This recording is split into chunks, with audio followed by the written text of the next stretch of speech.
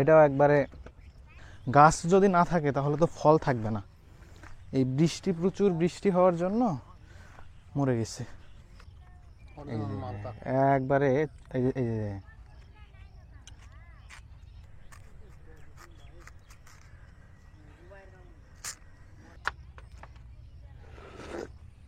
Juice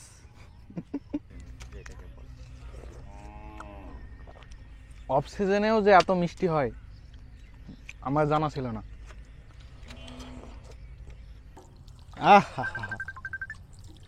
ভালো পানি না।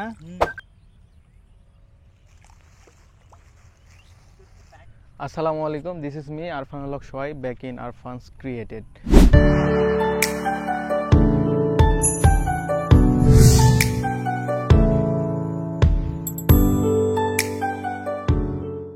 তেরো তারিখে আমার নিবন্ধন পরীক্ষা ছিল, তো সেটা দেওয়ার জন্য আমি দিনাজপুর থেকে রংপুরে গেছিলাম 12 তারিখ রাতে। তো 13 তারিখে আমি পরীক্ষা শেষ করে দেন রংপুর থেকে আমি সোজা গ্রামের বাসায় হিলিতে আসছি। আর এই যে দেখতে পাচ্ছেন আমি এখন তরমুজের বাগানে আসছি।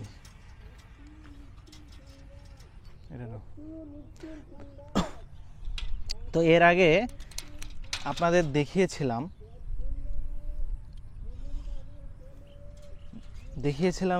তখন কিন্তু তরমুজ পাকেনি। সেটা আমি গত মাসে, সেটা জুন মাসের 23 তারিখের কথা বলতেছি। তো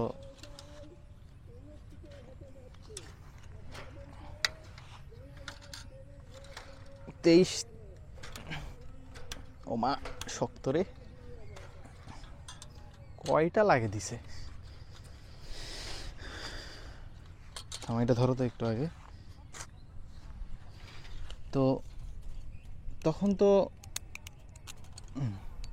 ভিতরে যাও, তুমি ভিতরে আসো, যাও যাও।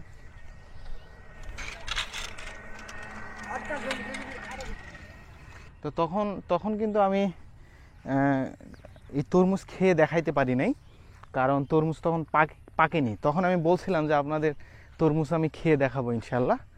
তো তরমুজ পাকছে, কিন্তু এই পুরা 10-15 দিন যেই বৃষ্টি চললো ঈদের পরে, সেই বৃষ্টির জন্য কিন্তু দেখেন আগের ভিডিওতে দেখছিলেন অনেক তরতাজা ছিল, কিন্তু একদম গাছগুলো মরে গেছে, অনেক তরমুজ নষ্ট হয়ে গেছে। তো এজন্য খুব তাড়াতাড়ি তরমুজগুলো উঠাইছে, পাকছে। তো আজকে দেখবো পাকা তরমুজ আছে নাকি, সেগুলো পাকা তরমুজ থাকলে সেটা খাবো এবং আপনাদের সাথে শেয়ার করব যে এখানকার তরমুজ আসলে মজা কত। রংপুর থেকে আমি গ্রামের বাসায় আসছি, সেটা কিন্তু আমি অনেক দূর দিয়ে একটু ঘুরে ঘুরে, মানে আমি রংপুর থেকে পীরগাছা আসছিলাম। পীরগাছা ওখানে গেছিলাম চাচার হোটেলে খাওয়ার জন্য। এগুলো সব ব্লগ আসবে, মানে রংপুরের যে ব্লগটা সেটা আপনারা আগামী সপ্তাহে দেখতে পাবেন। আগামী শুক্রবারে ইনশাল্লাহ আপনারা সেই ভিডিওটা দেখতে পারবেন। তখন আপনারা ওই চাচার হোটেলে খাওয়া দাওয়া, তারপরে কাচ্চি ডাইনে খাওয়া দাওয়া করছিলাম, সেগুলোর ব্লগ আসবে, সেগুলো দেখতে পাবেন পরের ভিডিওতে। তো পীরগাছা থেকে আমি রংপুরে আর না ঘুরে গিয়ে করছিলাম কি, পীরগাছা থেকে অটোতে করে, মানে পীরগাছা থেকে ওইটা পীরগাছা খেতে আসছিলাম। পীরগাছা থেকে ওখান থেকে আমি ভ্যানে করে গেছিলাম চৌধুরানীতে। চৌধুরানী থেকে অটো করে গেছিলাম জালালগঞ্জে। জালালগঞ্জ থেকে আবার অটো করে মিঠাপুকুরে গেছিলাম। মিঠাপুকুর থেকে তারপর আমি ফুলবাড়ি আসছিলাম। ফুলবাড়ি থেকে বাসে আসছিলাম মিঠাপুকুর থেকে ফুলবাড়ি, তারপর ফুলবাড়ি থেকে সিএনজিতে বিরামপুরে আসছি। তো আমি এসে বাসায় আমি কালকে চলে যাব আবার। তো আমি চিন্তা করলাম যে একটু আপনাদের সাথে, যেহেতু তরমুজ পাকছে, আপনাদের সাথে শেয়ার করতে চেয়েছিলাম। তো চিন্তা করলাম যে না, তরমুজ আমি একটু আপনাদের দেখাই যে কি অবস্থা তরমুজের। আমরা এখন পাকা তরমুজের খোঁজে আছি এখন।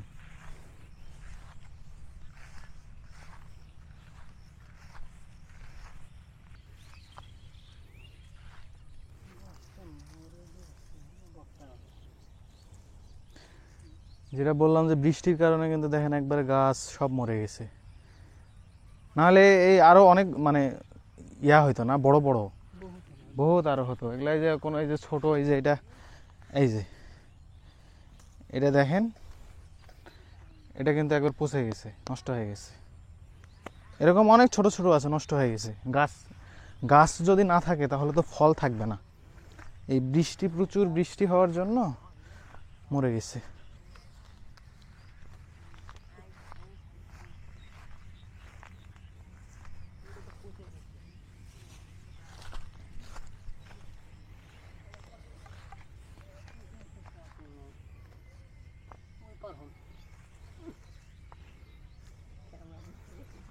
আমরা তরমুজের খোঁজে,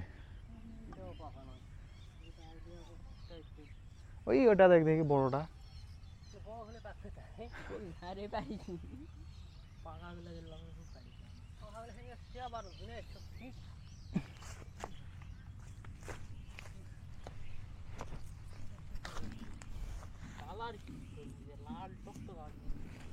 এই যে এটা পড়ে গেছে, নষ্ট হয়ে গেছে।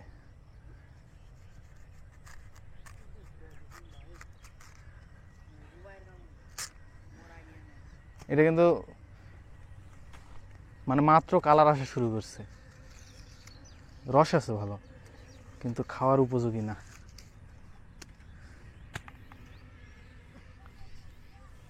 কি ওটা পাকছে?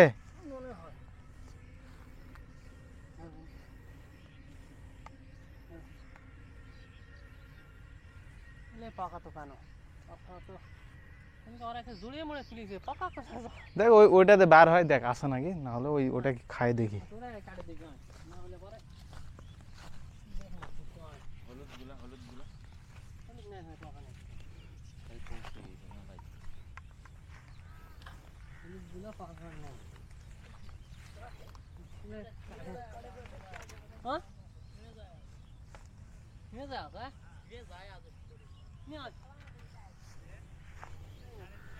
ওরে বাবা,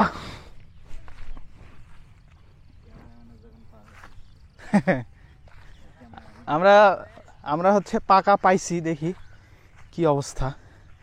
কারণ এই কয়েকদিন আগে পারছে তো, সব নষ্ট হয়ে যাচ্ছিল দেখে। আর আমিও তো যে সময় আসছি, দেখা যাক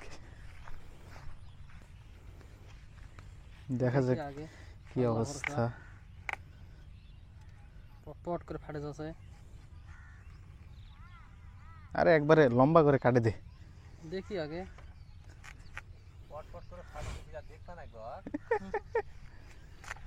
লাল লাল আছে, লাল আছে। মাশাআল্লাহ, বিসমিল্লাহ। একবারে গরম তরমুজ, চুলার থেকে নামা আছে। আসলে এত গরম কেন?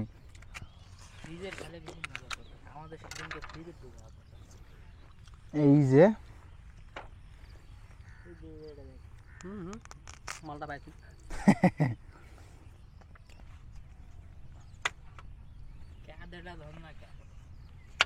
আমার ভালো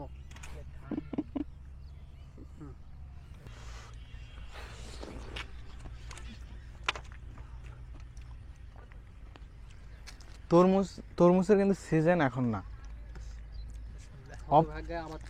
অফ সিজনে। মানে এই যে আমার দাদার বদৌলতে খাইতে পারতেছি।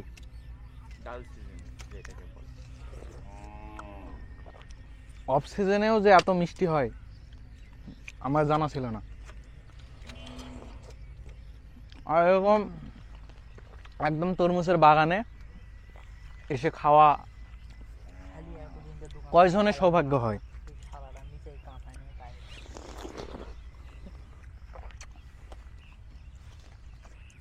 ক্যামেরাম্যানের কষ্ট, পরে খায়, শুধু দেখবে, খাইতে পারবে না। তোমার জন্য রাখছি, ঠিক আছে, আছে, আমরা সব শেষ করি নাই।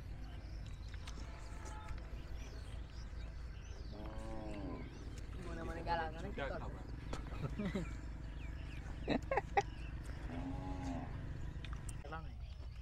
হয় থুবে না, খাই ফেলাবে হ্যাংরি এই যে জাপানি গুলো। এটাও একবারে লাল টকটকা। মানে এই রসটা দেখেন, অরিজিনাল মালটা একবারে এই যে চুয়ে চুয়ে যাচ্ছে একবারে জুস।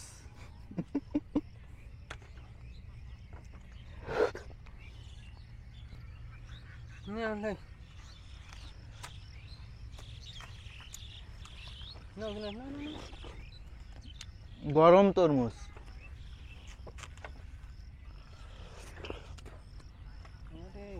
এটা গরম হওয়ার কারণ হচ্ছে মানে এটা তো মাত্র আমরা গাছ থেকে পারলাম, তো রোদ তো এখনো আছে,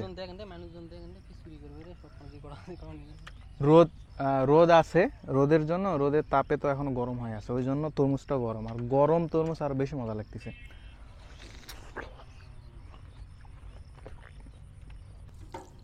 আহ হা হা হা, এ ভালো পানি না, এ পুকুরের পুকুরে বলতে আকাশের হাত ধোয়ার জন্য পারফেক্ট। হাত না, এটা খাওয়াও যাবে।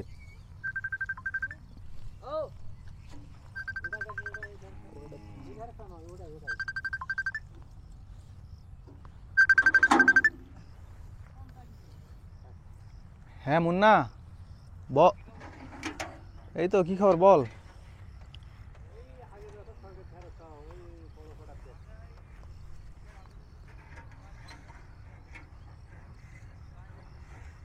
না না না, তোর তোর নিজের যেই তোর অ্যাড্রেস আছে সেই অ্যাড্রেসের।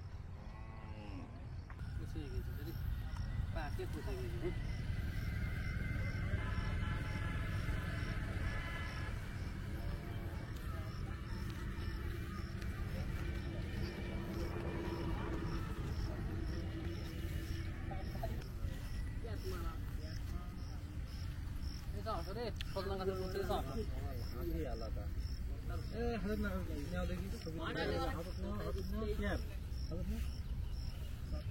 নষ্ট হয়ে গেছে।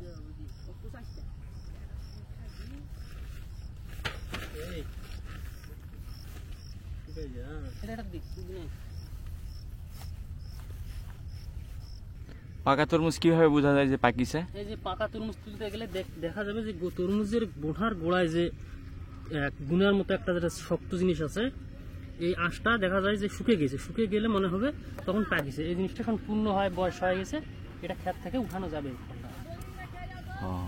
এটাই হচ্ছে উপায়, এটাই চিনার উপায় যে ফল পরিপক্কতা হয়েছে। এই ফলটা এখন সুন্দর পাকিছে, পরিপক্কতা হয়ে গেছে ফলটা। আহ বিশাল বিশাল মাছ, এই হাংড়ি আর তেলাপিয়া নাকি কি মাছ আছে? হাংড়ি তেলাপিয়া।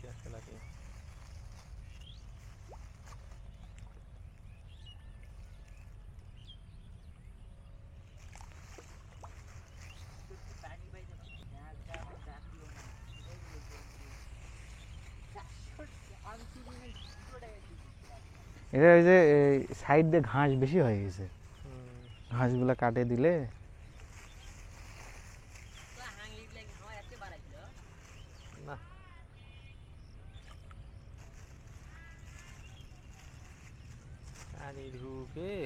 আপনারা একটু মাছগুলাও দেখতে পারলেন।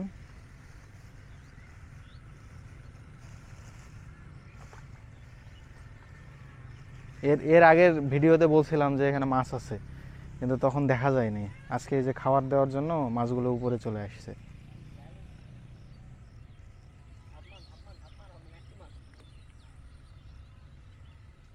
এই যে এগুলো আবার পাড়া হলো, এগুলো বিক্রি করা হবে।